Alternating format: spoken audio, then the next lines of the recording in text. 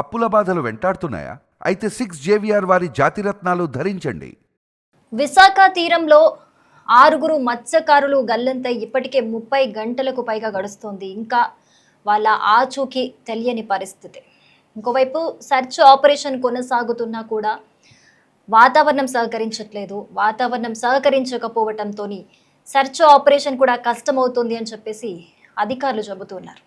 మరోవైపు ఎక్కడున్నా సరే వాళ్ళు సురక్షితంగా తిరిగి రావాలని, గంగమ్మ తల్లి వాళ్ళను బతికించు అంటూ కూడా ఒకవైపు వాళ్ళ కుటుంబ సభ్యులందరూ కూడా రోధిస్తున్న పరిస్థితి చూసి అందరూ కూడా నిజంగా చలించిపోతున్నారు. ఒక్కొక్కరిది ఒక్కొక్క పరిస్థితిలో మనకు కనిపిస్తోంది. సో వీళ్ళందరూ 7 మత్స్యకారులైతే మనందరికీ తెలిసిందే జూలై 1న వేటకు వెళ్ళడం జరిగింది. సో వాళ్ళు అనుకున్న దాని ప్రకారం అయితే వాళ్ళు పని పూర్తి చేసుకొని అంటే వేట పూర్తి చేసుకొని నిన్న 3:30 గంటలకి ఇంటికి చేరుకోవాలని చెబుతున్నారు.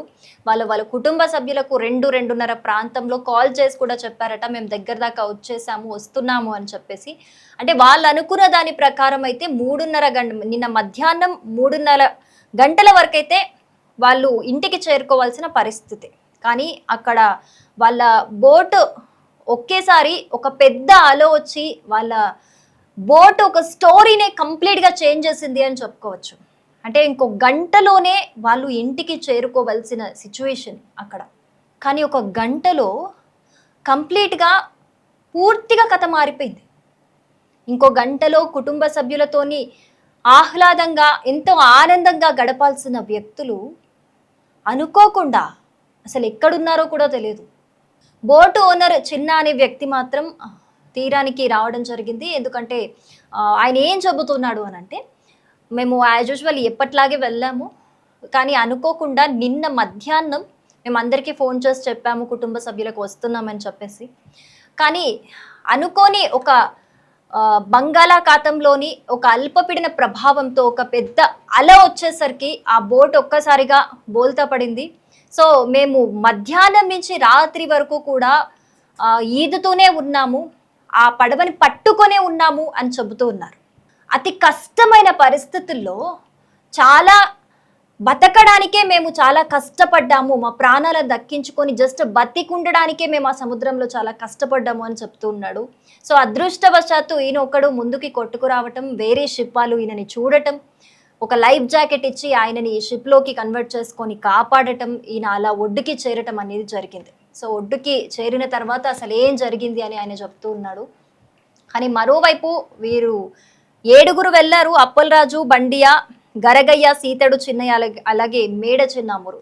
ఇంకా ఈ 6 పరిస్థితి అయితే అగమ్య గోచరంగా ఉంది. అసలు ఎక్కడున్నారు, ఎక్కడికి వెళ్ళారు అని తెలియని పరిస్థితి. ఇంకొక వైపు ఒడిశా తీరం సైడ్ ఏమైనా కొట్టుకొని వెళ్ళుంటుందా వీళ్ళ బోటు అని చెప్పి కూడా పోలీసులు అనుమానాలు వ్యక్తం చేస్తున్న పరిస్థితి. అక్కడ అధికారులు అయితే అనుమానం వ్యక్తం చేస్తున్న పరిస్థితి. ఇప్పటికైతే కోస్ట్ గార్డ్, అలాగే నావీ, మెరైన్ పోలీసు, ఫిషరీస్ అధికారులు వీళ్ళందరూ కూడా సంయుక్తంగా సర్చ్ ఆపరేషన్ అయితే కొనసాగిస్తున్నారు. ఒక అధునాతన టెక్నాలజీని కూడా మేము ఈ సర్చ్ ఆపరేషన్లో యూజ్ చేస్తాము అని కూడా చెప్తున్నారు.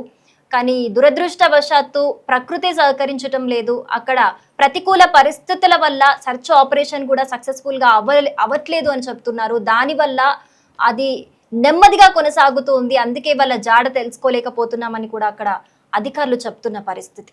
కానీ నిజంగా వాళ్ళ కుటుంబ సభ్యులని చూస్తే ఎంత బాధేస్తుందంటే ఒక్కొక్కరిది ఒక్కొక్క స్టోరీ. ఒక భార్య చెప్తూ ఉంది, నేను 2 చిన్న పిల్లలతో ఉన్నాను, అసలు నాకేంటి పరిస్థితి, నాకు 7 నెలల బాబున్నాడు, నాకు ఎవరు దిక్కు ఇప్పుడు అని చెప్పి ఏడుస్తున్నారు. నిజంగా వాళ్ళందరి రోదనలు వింటూ ఉంటే మనకి కూడా కన్నీళ్ళు వస్తాయి. అలా ఉంది. వాళ్ళు అసలు తిండి తిప్పలు లేకుండా అక్కడ తీరం వెంట కూర్చొని ఎదురు చూస్తున్నారు. గంగమ్మ తల్లి మా వాళ్ళని సురక్షితంగా ఒడ్డుకు చేర్చు అని చెప్పేసి ఎదురు చూస్తూ ఉన్నారు. వాళ్ళ రోదనలన్నీ కూడా మిన్నంటుతున్నాయి. సో ఇప్పటి వరకు అయితే ఇక్కడ భీమిలి, గంగవరం నుండి అయితే పుడిమిడక తీరం వరకు అయితే ఇప్పుడు ఈ గాలింపు చర్యలు అయితే కొనసాగుతున్నట్టుగా మనకి తెలుస్తోంది. సో ఈ సర్చ్ ఆపరేషన్కి సంబంధించి, బాధితులకి సంబంధించి ఎప్పటికప్పుడు కూడా ఏపీ మంత్రులు అచ్చెన్నాయుడు గారు, అలాగే అనిత గారు పర్యవేక్షిస్తున్నట్లుగా మనకి తెలుస్తోంది.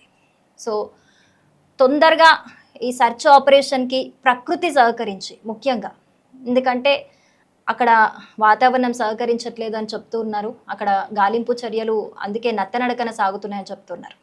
సో ప్రకృతి తొందరగా సహకరించి మిగతా 6 జాడ తెలిస్తే బాగుండు అని మనమందరం కూడా కోరుకుందాం.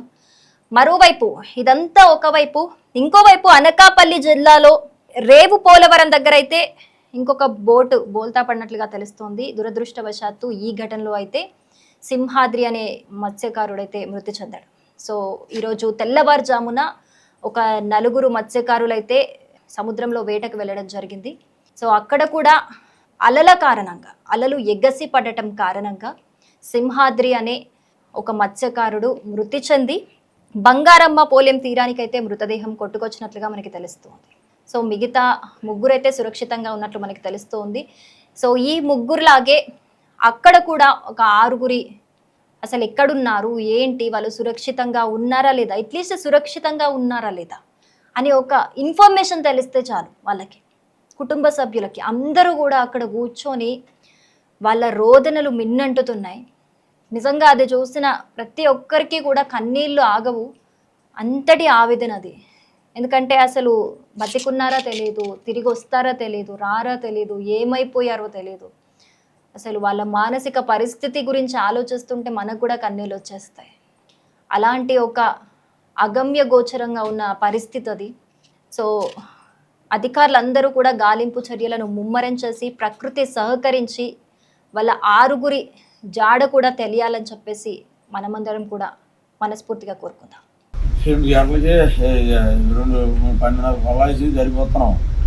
జరిగిపోతుండగా అంటే 10 మైళ్ళు ఉంది, అలా అలా వేసుకుందాం, నీళ్ళు వేసి కడిగేసి అని చెప్పేసి వచ్చేద్దాం, గాలి ఎత్తుకుంటాను. ఈ ఆట కూడా అయిపోయింది.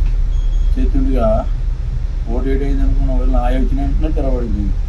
తెరబడిపోయిన వెంటనే 7కి వెళ్ళాము. 6 కనిపించాము పొడికి మీద. మళ్ళీ బోర్డు ఉండిపోతే ఆ 6 9 గంటల దాకా ఉన్నాం. 9 గంటల దాకా ఉండి ఆ బోర్డు కూడా అప్పుడు కిందకి వెళ్ళిపోతుంది. బొడుకు కిందకి వెళ్ళిపోతే ఇంకేట్రా మరి 9 గంటల దాకా ఉన్నాము, మరి మునిగిపోయిన తర్వాత మనం చేయలేము. 2 పోర్చులు ఇంకోటికి పోర్చి ఇచ్చాము. ఒక గద్దానికి మా కళాశాలలో వచ్చాము. ఈ 5 పోర్చులు 2 పోర్చులు పెట్టుకొని ఉన్నాం. ఎలా ఈదుకోవడము, అటు వెళ్ళడం, జరిగి వెళ్ళడం, ఎక్కడో ఏదైనా పడిపోయి ఉంటామనేసి జరిగి వెళ్తేప్పుడు అలాగే మధ్యలో మేము 11 గంటలు అవుతాం మనిషి. నేను ఏదైనా రా చచ్చిపోతాను అని అన్నాడు. అయితే చచ్చిపోతే మనం ఏది చేసింది కదా నేను చెప్పుకుంటురా, ఏదైనా జరిగేటప్పుడు మళ్ళీ చచ్చిపోయాను సార్. అయితే 5 ఉన్నాం. తెల్లారికి 5 ఉంటే ఈ 5లోనూ మా పెద్ద నీటం చిప్పు కనిపిస్తుంది, అన్నయ్య వెళ్దాం అక్కడికి వాడ అని చెప్తే, తమ్ముడు నా కాళ్ళు కడప తెరబడిపోయినాయి, మీరు వెళ్ళండి అని అన్నాడు. 4 వచ్చాము. 4 వస్తే నేను వచ్చాము. ముందు ఇది వస్తాను కావాలి, సిప్ కాడికి వెళ్ళాలి, ఒడిసిప్పు ఉంది. మనం ఈ 3 ఏదైనా పోతాను. ఏదైనా పోతే మరి చచ్చిపోతానా, సిప్పు కానీ దొక్కకపోతే నేను గగల్లో వచ్చి నేను వాడ యాంకర్ పట్టించాను. వాడ యాంకర్ పట్టించినట్టు వాడిన యాంకర్ పడిన వాడు దొరికింది. యాంకర్ గాలి ఉంది కదా, దాటి మళ్ళీ పడిపోయింది. పడిపోయిన వెంటనే ఎప్పుడైతే పడిపోయాను అన్నా అన్నా అన్నా అన్నా నేను ప్రాబ్లం జాకెట్ చూసాను. చూసిన వెంటనే లైఫ్ జాకెట్ విసిరేసి నన్ను ఇయ్యాలి దించేసి పైకి లాగాలి. పైకి లాగితే 3 శాతం నాకు చెట్టు తెలియలేదు. అంతేనా నేను అన్నయ్య నమస్కారం. నన్ను ఆస్తి అంత కాదు అసలు మొత్తం 7 చనిపోయాను. మా అన్నయ్యలు ఉన్నాను, మా అన్నయ్య పిల్లలు అందరూ దగ్గరలే. నా జీవితం ఇలా పోతుంది అంతేనండి.